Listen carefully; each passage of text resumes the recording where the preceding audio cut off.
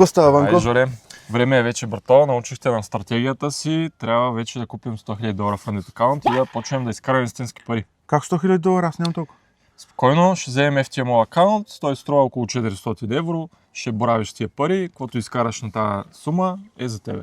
Супер. 80% от... Супер, давай, правим го. Айде, купвам го.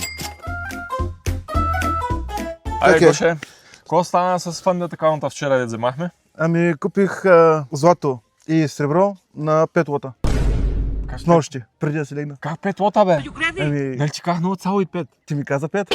Не, бе, 0,5, ти знаеш какво ще е станало сега с 5 лота. Не знам, честно ти казвам. Ама кога ги купи? С нощи преди да си легна. Майко, човек, отвори веднага да видя какво се случва. Отвори. Сигурно ти е изгърмял акаунта, това 5 лота, то цената само да мръдне и отива край.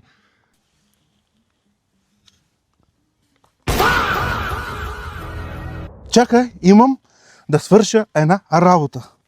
Секунда, само ми дай. Ало, шефе, ти ли си? Майката, аз вече се оправих в този живот. Просто пътеките дърпай, не ми трябва да смукачи на мене. Няма да работя вече за тебе. Край на мача. Приключихме до тука. Пътеките, айде!